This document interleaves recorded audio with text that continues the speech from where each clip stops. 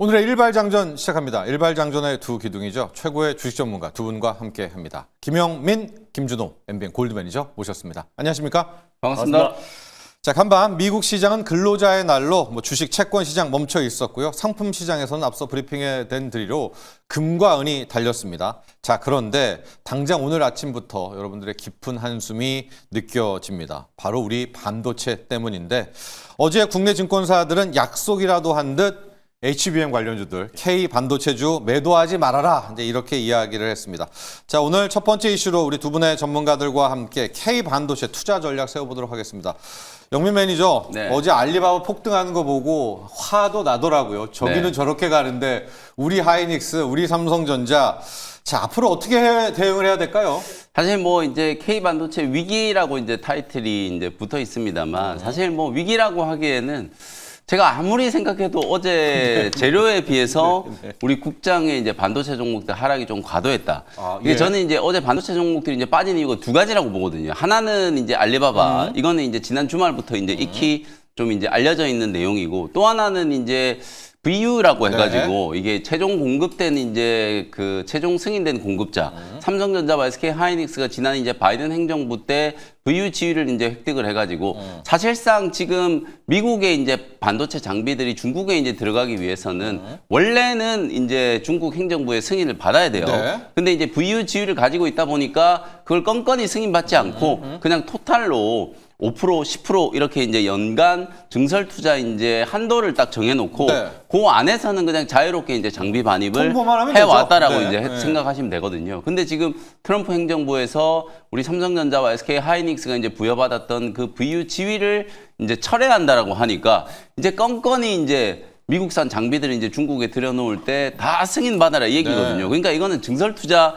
중국에다 하지 말라 이 네. 얘기예요. 문 왜냐하면 닫아라. 미국의 램 리서치라든지 어플라이드 머티리얼 장비 없으면은 라인을 이제 만들 수가 없기 때문에 우리나라가 상당 부분 이제 국산화가 되어 있긴 합니다만 여전히 이제 중요한 장비들은 또 미국 장비 기업들 걸 쓰고 네. 있거든요. 이제 그렇기 때문에 그런 상황으로 인해서 어제 이제 반도체 업종에 대한 이제 센티가 굉장히 이제 급격하게 좀 안 좋아졌고 네. 그 두 가지 악재들이 이제 겹치면서 어제 이제 하락이 좀 만들어졌다.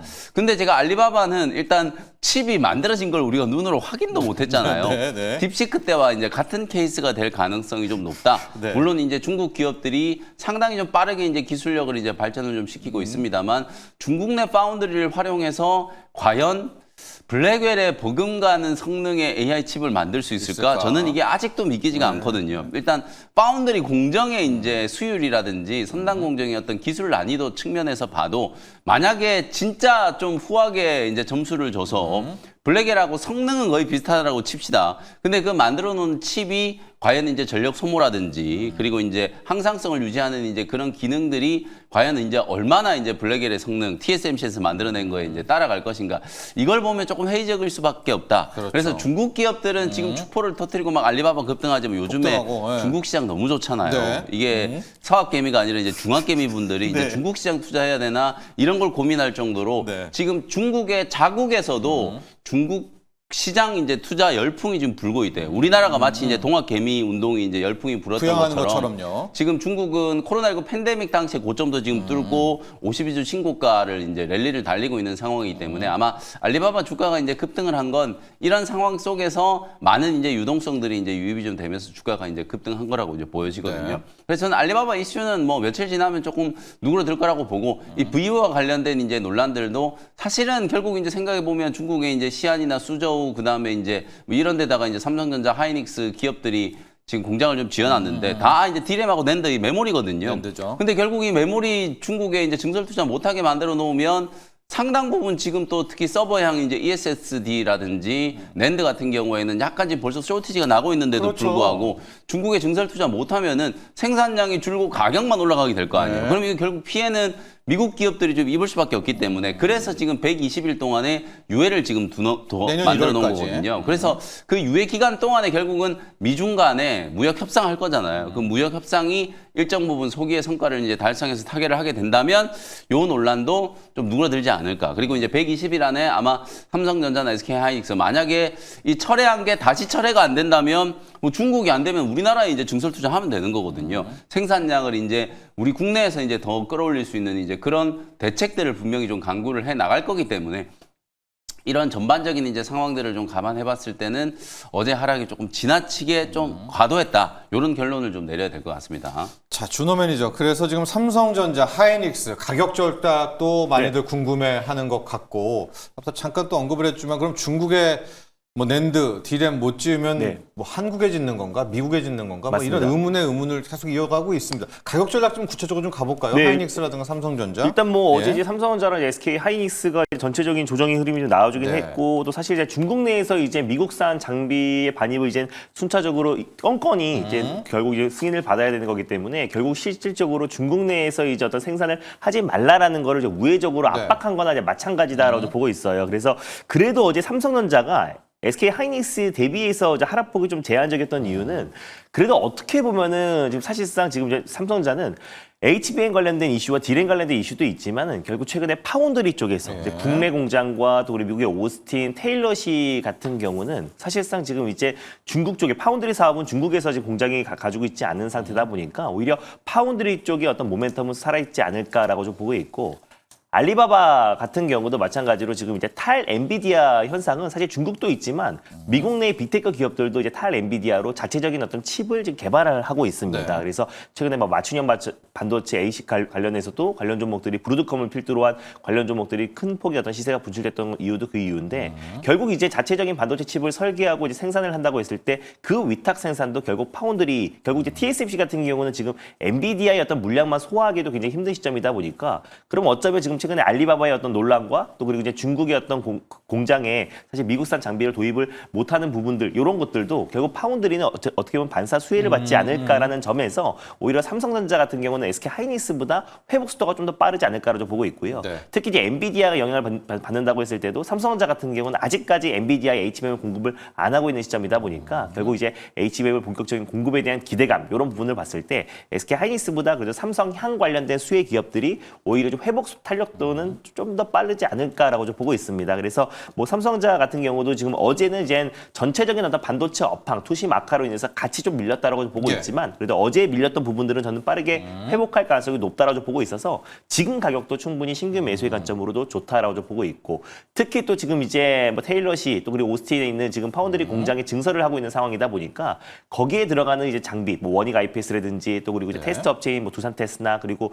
뭐 디자인 하우스 기업인 뭐 가온칩스, 코아시아 같은 기업들도 저는 오히려 지금이 오히려 매수 기회가 아닌가라고 좀 보고 있습니다. 그래서 삼성전자만 본다고 했을 때는 오히려 지금 뭐 신규 매수의 관점도 충분히 유효하다라고 좀 보고 있고요. 이제 단기 목표가는 일단 직전 고점 라인대였던 73,000원, 74,000원 부근대를 이제 볼 필요가 있지만은 오히려 뭐 추가적으로도 직전 고점 물량을 충분히 돌파할 수가 있는 게 뭐 파운드리 쪽과 그리고 올해 연말 정도에 엔비디아의 이번에 뭐 젠스환 CEO와 뜨거운 포옹도 이재용 의원이 했었잖아요. 그래서 결국에 지금 어느 정도 수율 문제만 잡히면은 결국 이제 HBM4 관련된 공급 계약 체결 소식이 나와주면 삼성전자가 다시 한번 반도체 섹터의 상승을 견인하지 않을까라고 좀 보고 있습니다. 하방선은 65,000원, 뭐 하이닉스 25만 원, 뭐 이런 선들 많이 나오고 있는데 맞습니다. 뭐 65,000원 깨지거나 만약에 하이닉스가 25만 원 깨졌다 이럴 땐 대응은 어떻게 할까요? 뭐 사실 뭐 단타로 단기적으로 들어가신 분들은 뭐 그게 손절 라인이 될 수도 있겠지만은 결국 뭐 삼성전자와 SK 하이닉스는 사실 이제 모아가는 주식이지 오히려? 사실 뭐 단기적으로 접근하기보다 뭐 중장기적으로 볼 필요가 있지 않을까. 근데 지금은 이제 가격적인 매력은 그래도 SK 하이닉스보다 삼성전자가 이제 파운드리 관련된 모멘텀이 좀 살아 있고 또 HBM 관련된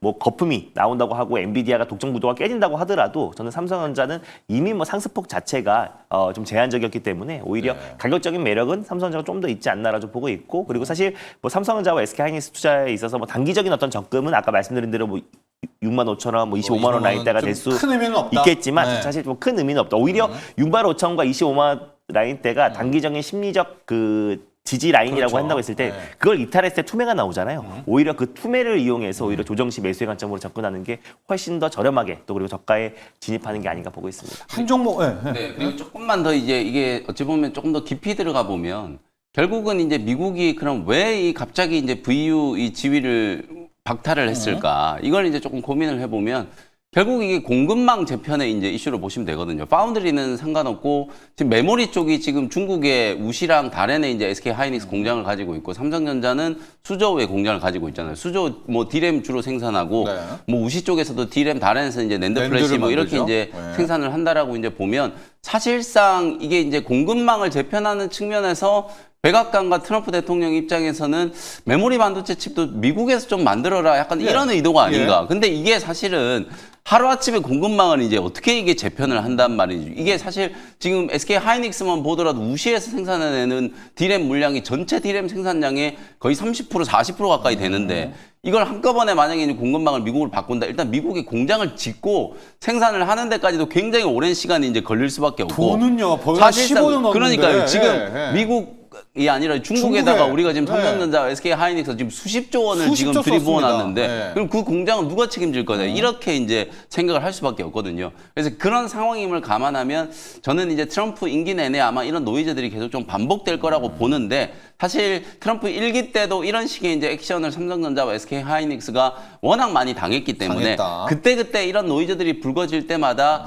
그에 따른 대안은 저는 충분히 좀 갖고 있다고 보거든요. 그래서 이제 디램과 낸드 쪽의 어떤 공급망 재편 이슈로 보더라도 제가 아까 말씀드렸던 것처럼 만약에 중국 쪽에 이제 증설 투자가 좀 제한적이라고 하면 이미 기존에 들어가 있는 라인들만 이제 풀 가동을 하면 되는 거고요. 그리고 이제 만약에 모자란다라고 하면 우리나라에서 이제 생산 능력을 좀 늘리면 되거든요. 지금 P4, P5 삼성 같은 경우에는 P4, P5 이제 투자가 재개가 되고 있는 상황이기 때문에 이제 그런 부분들을 감안하더라도 메모리 쪽도 사실은 크게 영향이 좀 없을 것 같다. 이렇게 이제 좀 말씀 좀 드리겠습니다. 테크윙 한 종목 갈게요. 어제 테크윙 혼자 살아남으니까 야, 이 테스트 쪽에서 이 테크윙만 왜 살아남았지라고 얘기를 하는데 네. 테크윙 한번 보죠. 어제 네. 일본의 어드밴테스트도 네. 뭐 8% 9%가 급락을 했단 말이에요. 네. 근데 이제 네. 유일하게 우리나라의 뭐 검사 장비 기업들, 후공정 기업들 중에서는 또 테크윙만 주가가 올랐어요.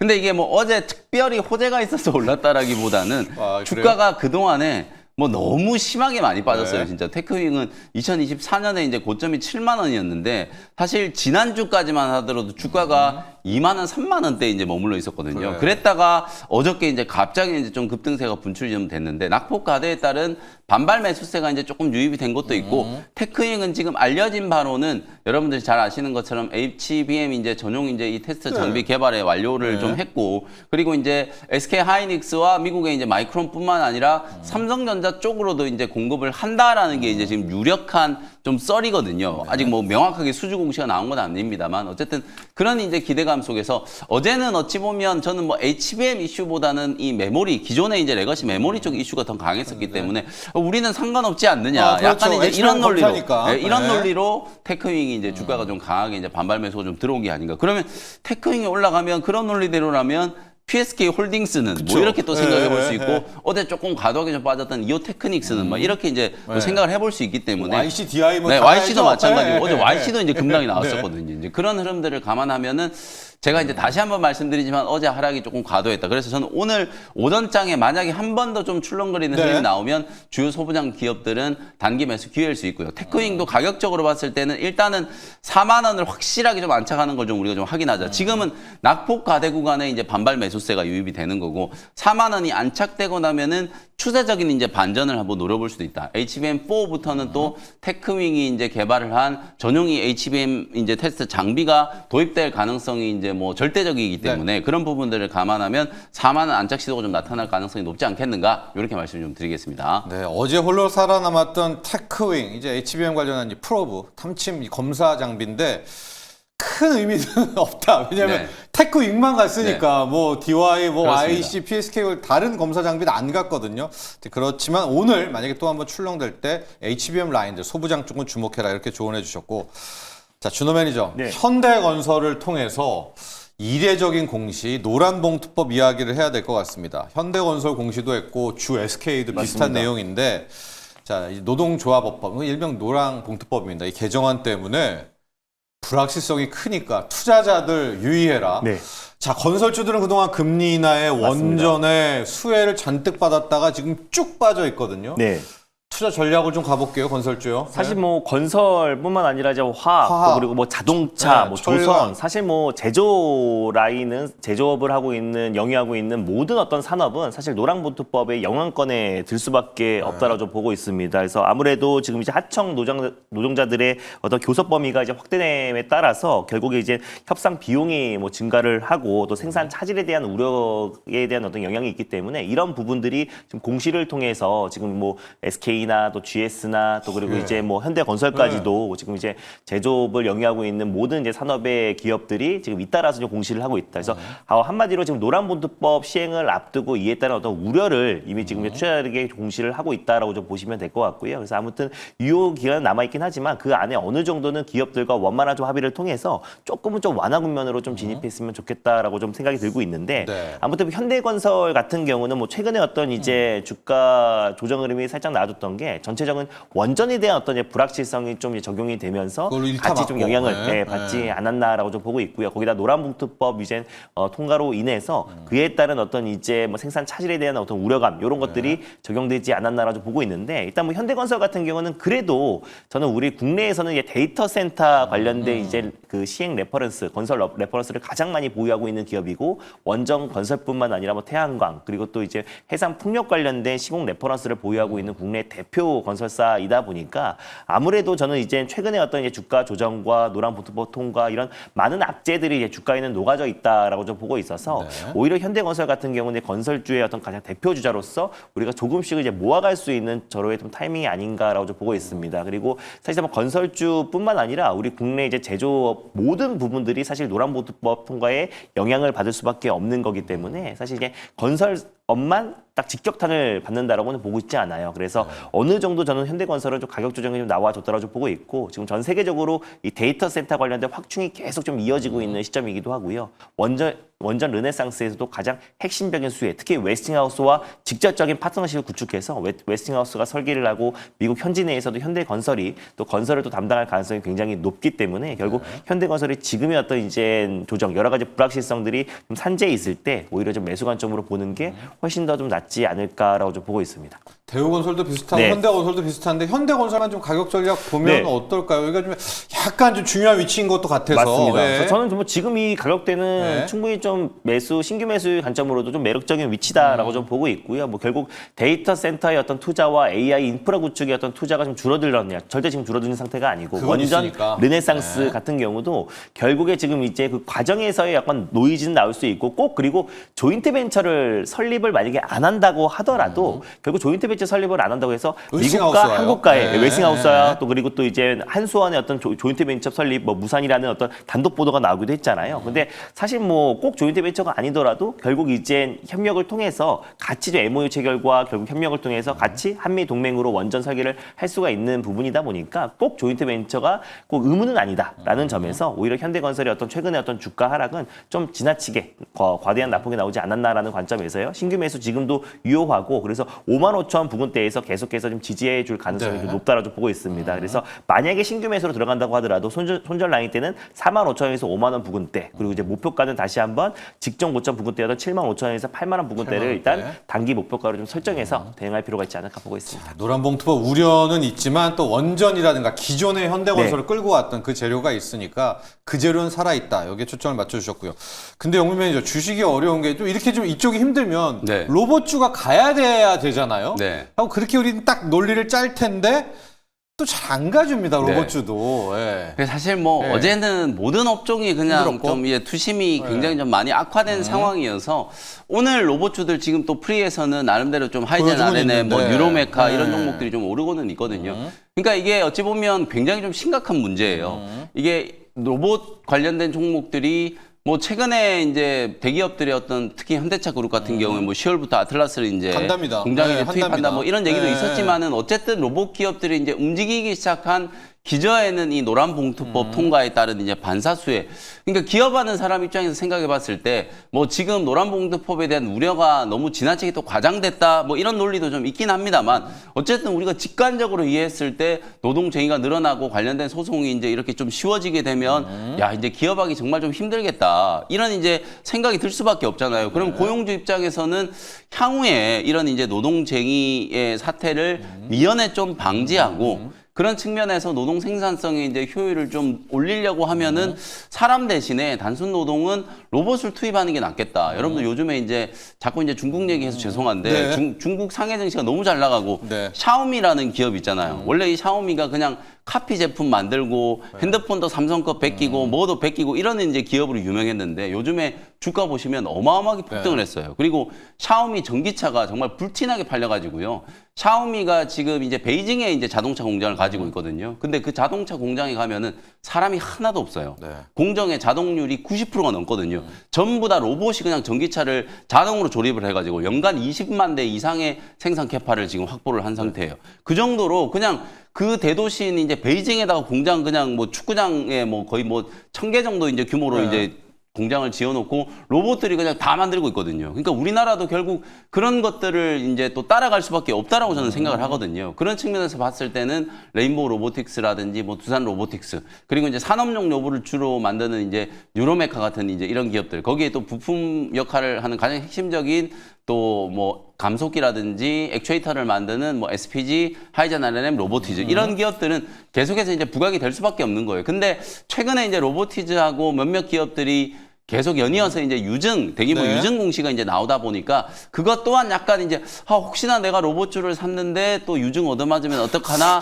약간 이제 이런 심리적인 이제 좀 위축이 분명히 좀 있는 것 같거든요. 이제 그런 부분들만 조금 이제 해소되고 나면 이제 로봇 기업들도 결국엔 또 금리나 수혜 업종으로도 이제 볼 수 있는 거니까 노란봉투법과 좀 반대쪽에 있습니다만 결국은 이건 산업 트렌드 측면에서 봤을 때는 우리나라도 반도체라든지 또 조선이라든지 물류라든지 자동차 앞으로 이제 샤오미처럼 이런 식으로 공정의 뭐 80% 90% 이상을 다 로봇이 대체하는 그런 시대가 분명히 올 수밖에 없는 상황이기 때문에 그런 시대를 좀 대비해서 로봇 기업들 특히 로봇 기업들이야말로 조금 긴 안목으로 여러분들이 좀 투자의 관점으로 좀 대응을 좀 하시는 게 좋지 않을까 이렇게 말씀을 좀 드리겠습니다. 그래도 영민 매니저는 이제 노란봉투법이 촉발을 시켰고 네. 예, 로봇이 어제는 이게 딱 들어맞지는 않았지만은 뭐 긴 호흡으로는 갈 수밖에 네. 없는 길이다. 아마 저랑 같은 영상을 본 것 같아요. 그 샤오미가 만드는 네. 그거죠. 예, 대단하죠. 하루에 800대에서 1000대를 맞습니다. 로봇이 그냥 다 찍어내더라고요. 전기차를. 그러니 사람이 하나도 없어요. 단가가 공장에. 얼마나 네, 싸겠습니까? 그러니까 예. 지금 거의 뭐 그 자동차의 이제 성능으로 봤을 때는 거의 뭐 1억 이상 하는 외제차에 네. 맞먹을 정도. 지금 제가 브랜드는 말씀 안 드리겠지만 근데 판매 가격이 4,950만 원이에요. 5천이 안 되죠. 가격이 얼마나 이렇게 합리적이니까 불티나게 팔리는 거예요. 주문이 계속 들어오니까 증설 투자 계속 하는데 증설 투자하는 게 부담이 없는 게 로봇만 계속 갖다 놓으면 되는 거예요. 이제 그런 식의 이제 생산의 효율성을 이제 로봇으로 인해서 달성을 할 수 있기 때문에 우리나라도 자동차 산업이라든지 조선업종이라든지 물류 이쪽은 분명히 이제 로봇 도입이 굉장히 좀 가속화될 수밖에 없다라는 게 기술적인 트렌드다 이렇게 이제 보시면 될 것 같습니다.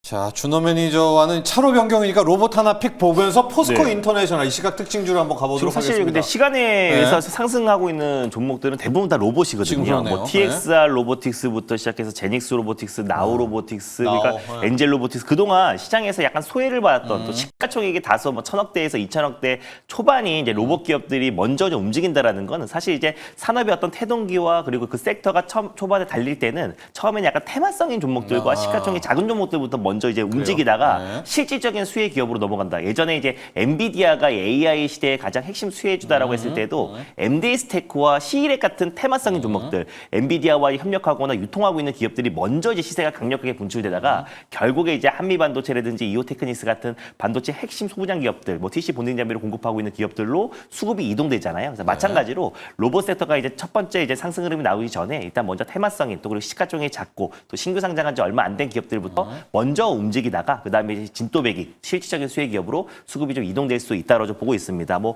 여러 가지 뭐 종목들이 있지만 그래도 저는 이제 로보티즈를 이제 말씀드리고 싶은 게 최근에 네. 이제 유상증자를 했음에도 불구하고 오히려 저는 이제 대규모 유상증자가 오히려 이제 본격적으로 이제 선제 대응이다라고 보고 있어요. 그래서 많은 이제 빅테크 기업들, 국내 대표 기업들이 잇따라서 지금 이제 로봇 사업에 지금 사활을 걸고 있는 상황이다 보니까 출하량이 늘어나기 전에 생산량을 10배 이상 증가시키기 위해서 R&D 비용과 또 그리고 또 실질적인 어떤 생산 시설에 직접적인 어떤 투자를 한다라는 것부터가 오히려 로보티지는 뭐 중장기적으로 특히나 우리가 로봇 3대 강국으로 가는 과정에서 우리가 이제 가장 이제 틈새 시장을 노릴 수가 있는 게 액추에이터와 또 부품, 설비입니다. 그래서 그 안에서 가장 이제 선도 기업이라고 할 수 있는 게 로보티지고, 그래서 오히려 유증으로 인한 어떤 주가 하락이 나와준다고 했을 때는 오히려 조정시 매수의 관점으로 접근하는 게 유효하다라고 보고 있고요. 결국 로보티지는 빠른 시일 내에 다시 한번 직전 고점을 돌파할 가능성이 높다라고 좀 보고 있어서 오히려 좀 최근에 어떤 시장의 어떤 분위기, 그리고 또 이미 유증으로 인해서 자금 조달을 해놓은 상태다 보니까 오히려 로보티지가 지금 현 시점에서 탑픽이 아닌가라고 좀 보고 있습니다. 특징주로 아까 포스코 인터내셔널 한번 네. 볼게요. 지금 특징주로 꼽힐 정도거든요. 무슨 재료가 좀 있을까요? 포스코 네, 일단 인터? 포스코 인터내셔널 같은 네. 경우가 이제 북미 최대 전기차 업체 6천억 규모의 구동 모터 코어를 수주했다라는 소식이 예. 나왔어요. 원래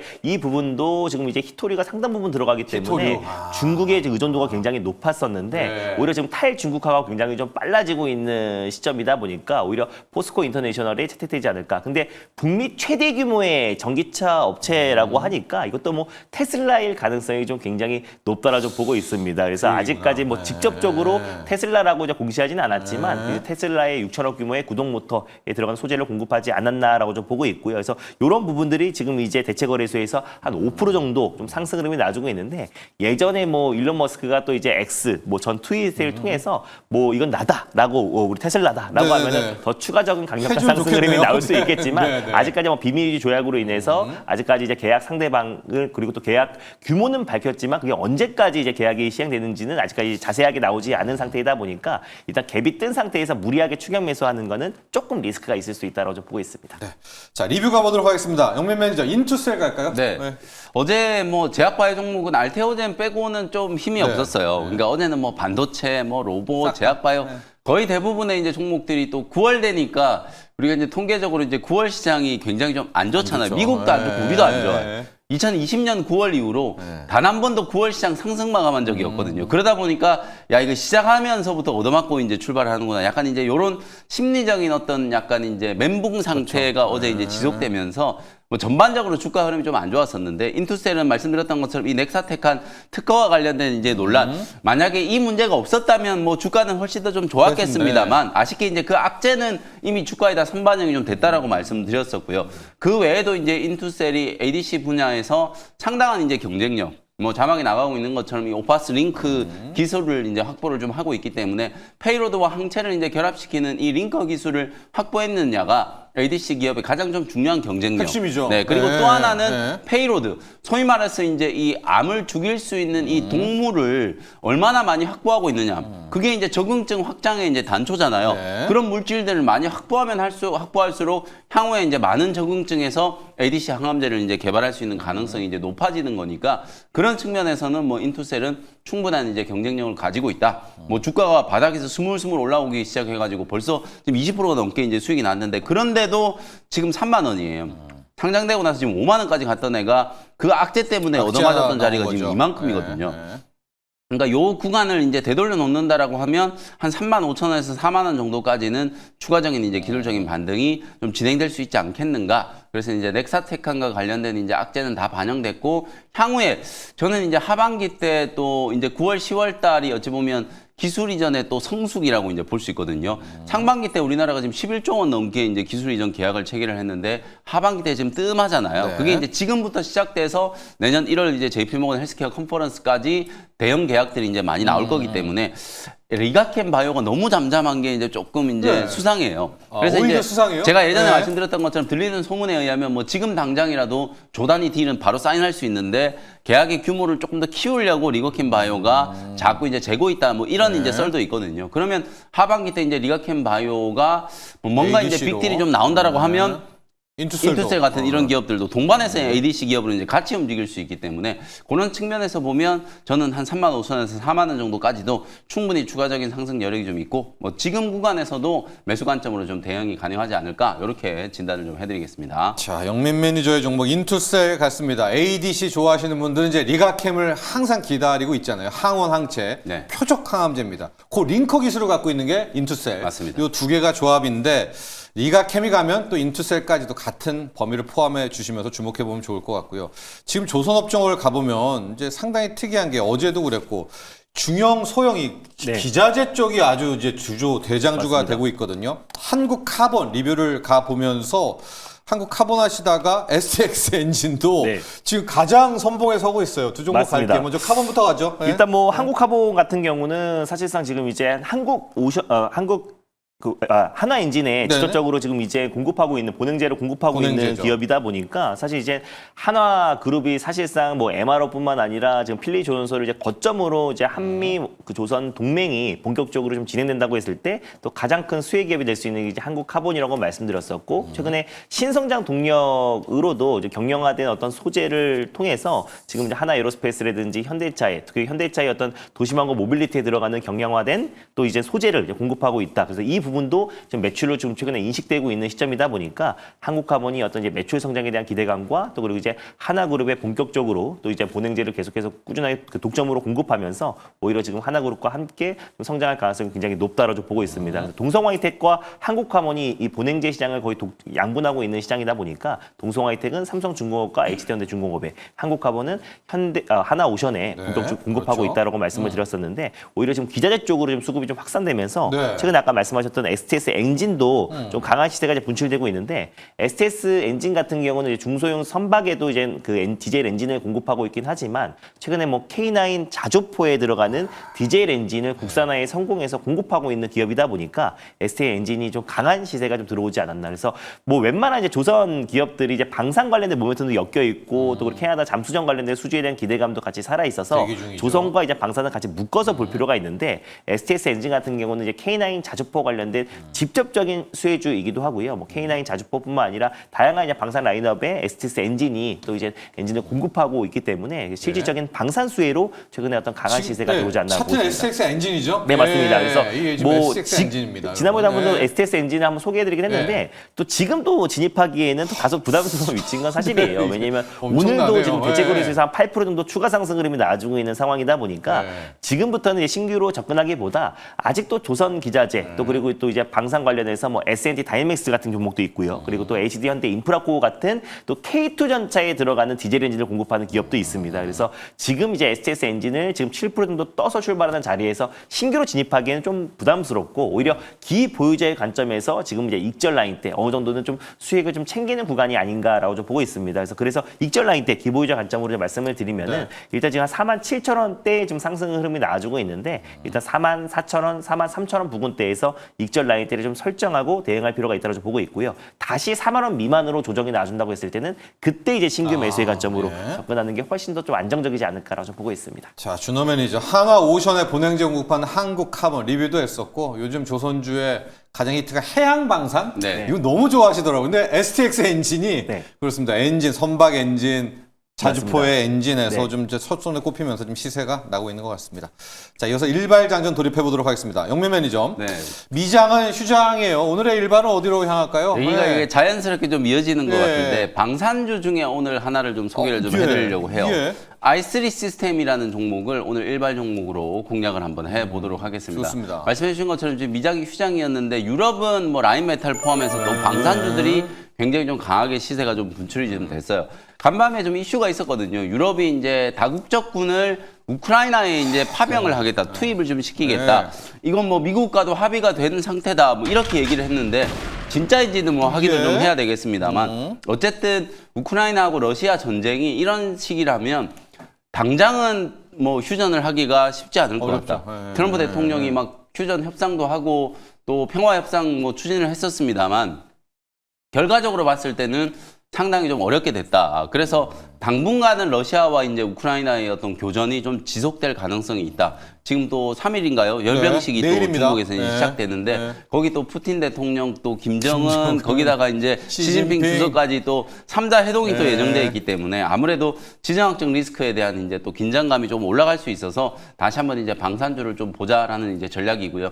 i3 시스템은 여러 가지 이제 제품군을 가지고 있어요. 우주 광학 카메라, 그다음에 적외선 영상 센서, 그다음에 실용위성 이제 전장 광학 이제 탑재재, 그다음에 이제 군 정찰 위성에 들어가는 중적외선 이런 것들이 모두 이제 또 제품 포트폴리오로 가지고 있다라고 보시면 되는데 핵심 기술은 그냥 적외선 영상 센서라고 보시면 돼요. 우리가 이제 영화 볼 때 영화에서. 굉장히 많아. 특히 이제 밤에 군인들도 막 이렇게 뛰어다닐 때 뭘 쓰잖아요. 그거 보면 이제 밤이 어두운데도 이제 앞이 다 보이잖아요. 그러니까 미사일 쏘거나 포를 쏠 때 이 적외선 영상 센서를 상당히 많이 활용하기 때문에 K1 전차 이제 개량 사업을 하는데 K1 전차 이제 탱크에도 그냥 포를 쏴야지 그게 탱크지 그냥 움직이기만 해가지고는 탱크의 기능을 못 하잖아요. 거기에 들어가는 이제 포수들의 영상 센서 이제 개량하는 사업 이제 포수 조준격에 이제 들어가는 적외선 영상 센서 개량 사업을 수주를 했고 K2도 마찬가지예요. 폴란드에 지금 K2에 이제 수출을 하는데 폴란드향 수출 물량에도 이 포수 조준경 적외선 영상 센서를 i3 시스템이 공급을 하고 있기 때문에 상당 부분의 이제 매출 확대될 수 있다라는 이제 기대감을 좀 가져볼 수 있을 것 같고요.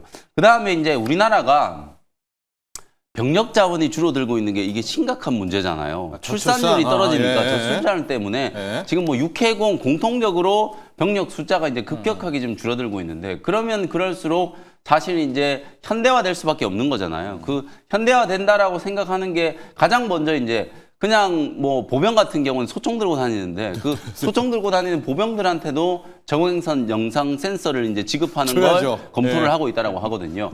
전쟁이 났을 때는 밤낮으로 싸우는 거니까 만약에 이제 밤에 싸우게 됐을 때는 그냥 소총 보병들은 그냥 뭐 총알바지 역할을 할 수밖에 없는데 적외선 영상 센서가 지급된다라고 하면 훨씬 더 공격력이 막강해지겠죠. 그러니까 보병으로까지도 이제 확대될 수 있는 가능성이 좀 높고 또 새로운 이제 성장 동력으로 우주 이제 위성 분야 이쪽 분야도 이제 아무래도 뭐 위성과 이런 것과 카메라 이런 것과 연결 좀 되면 또 적외선 영상 센서가 항상 같이 또 쓰일 수밖에 없기 때문에 이건 뭐 사업 포트폴리오적인 측면에서 봤을 때는 굉장히 좀 안정적인 전략이고 또 미래 성장을 위한 이제 전략이다. 이렇게 이제 평가를 할 수 있을 것 같아요.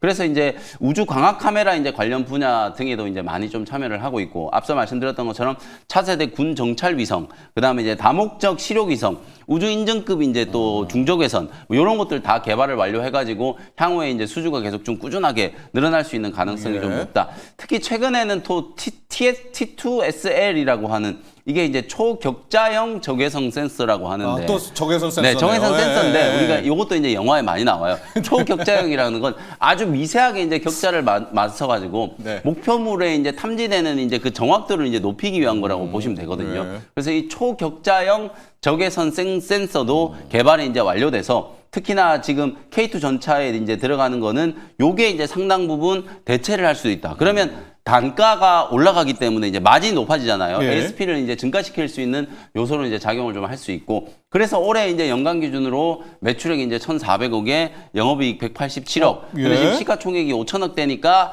약간 뭐 PER 기준으로 봤을 때는 한 25배 정도 되니까 뭐 최근에 이제 외국계 증권사들 로키드 마틴하고 우리나라 방산 기업들을 비교하는 그 기준대로라면 좀 고평가긴 해요. 고평가죠. 근데 우리나라 20배. 이제 방산 기업들이 한 40배쯤 되니까 지금 한 25배 정도면은 오히려 좀 싸다. 그렇죠. K방산에서. 네, K방산 안에서만 보면 이제 조금 이제 가치가 밸류가 좀 저평가되어 있다. 그리고 주가도 지금 흐름을 보시면은 최근 뭐 한 30% 넘게 또 조정을 좀 받은 상태고 한 달 이상 이제 조정 이후에 8만 원대 이제 지지받고 이제 반등이 좀 들어오고 있는 구간이기 때문에 뭐 요 정도라면 여러분들이 지금과 같은 이런 좀 혼란스러운 시장에서 조금 마음 놓고 매수를 한번 해볼 수 있지 않을까? 뭐 그런 컨셉으로 한번 준비를 좀 해봤습니다. 1차 목표가는 뭐 약소하게 한 20%, 11만 원 정도 이제 보시고요. 손절가는 7만 2천 원 정도 잡고 일단 단기 대응 하시고 추세가 좀 강해지면 한 11만 원, 12만 원 뭐 요 정도까지도 상방을 좀 열어놓고 이제 보셔도 괜찮을 것 같습니다. 자, 오늘 영미 매니저의 일발 K방산 중에서 약간 몸집이 가벼운 탄력도 높은 종목입니다. 이 적외선 센서의 i3 시스템 같고요.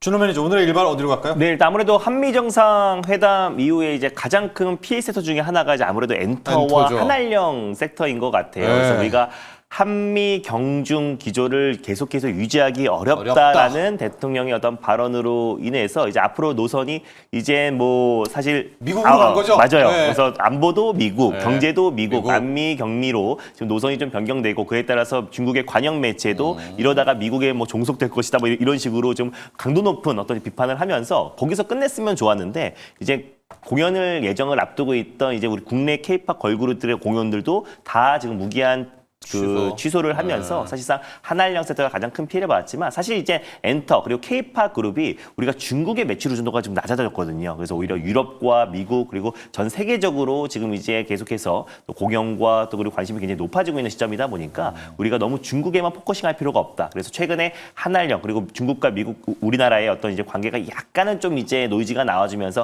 흔들렸던 엔터 섹터가 오히려 매수 기회가 아닌가라는 관점에서 YG 플러스를 오늘 탑픽점으로 한번 들고 와 봤습니다. 그래서 제가 사진을 한 장 가져왔는데 최근에 케플러라는 이제 K-팝 가수가 지금 중국 내에서 공연을 하기 했었었는데 줄줄이 좀 무산이 됐었어요. 근데 그럼에도 불구하고 블랙핑크가 중국에서 이제 팝업 스토어를 열었습니다. 그래서 상하이를 시작으로 선전 그리고 우한, 청도 그리고 베이징의 대형 쇼핑몰에서 지금 이제 열었는데 결국 이제 인산인해가 지금 이루어지고 있는 상황이고요. 인산인해요? 맞습니다. 네. 정말 인산인해잖아요. 그래서 정말 진짜 발디딜 틈이 없을 정도로 지금 모든 팝업 스토어에 지금 중국인들의 인산인해 이 정도는 사실 아무래도 중국에서 규제를 한다고 하더라도 지금 중국인들의 이제 블랙핑크의 사랑은 정말 못 뜨겁다, 막는다? 못 막는다. 네, 그래서 못 막는다. 사실 뭐 중국뿐만 아니라 사실 뭐 유럽 그리고 북미 그리고 아시아, 뭐 동남아시아 지금 뭐 블랙핑크뿐만 아니라 K-팝 아티스트의 열풍이 굉장히 높고 특히나 최근에 캐더원의 어떤 열풍으로 인해서 K-팝 아티스트의 어떤 해외 진출이 훨씬 더 늘어날 가능성이 높다라고 보고 있는데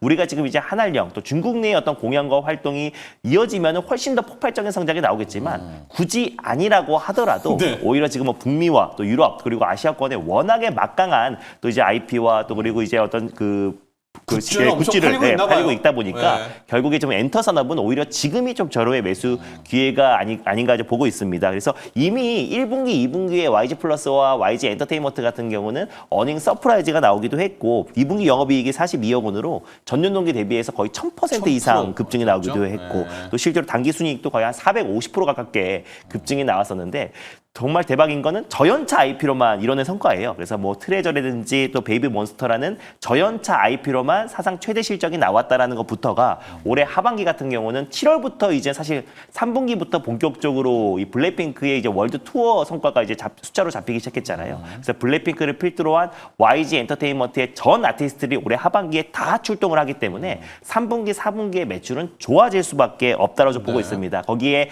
MD와 또 굿즈 상품을 판매하고 있는 YG 플러스 거기다가 하이브 아티스트까지 지금 음원과 굿즈로 관리하고 있기 때문에 결국 이제 BTS의 완전체까지 기대감 요거까지 본다고 했을 때 블랙핑크와 또 BTS의 어떤 영향력과 거기에다가 굿즈와 음원의 어떤 판매량은 올해 하반기 가면 갈수록 더욱더 폭발적으로 증가할 수 있다는 점에서 오히려 1, 2분기의 어떤 저연차 IP로도 큰 성과를 냈기 때문에 3분기, 4분기는 훨씬 더 기대가 된다. 그래서 실적적인 부분만 본다고 하더라도 충분히 성장성 나올 수 있는데 오히려 최근에 한미 정상회담 이후에 좀 지나치게 낙폭과대가 나왔던 엔터 섹터가 오히려 지금이 좀 적으로했던 매수 기회가 아닌가라는 관점에서 YG 플러스를 탑픽점으로 가져와봤습니다. 자, YG 플러스 이제 뭐 핵심은 굿즈 판매 이렇게 일단 네, 외워두시면 될 것 같은데 한알령에 따라서 중국이 좀 태클을 걸지만 블랙핑크는 막을 수 없다. 맞습니다. 예, 지금 인산인해다. 베이징도 인산이네. 베이징뿐만 아니라 지금 아까 청도, 우한, 선전, 그리고 또 이제 상하이까지. 맞습니다. 상하이까지 물건 살려고. 맞아요. 예, 굿즈를 살려고 하고 있다.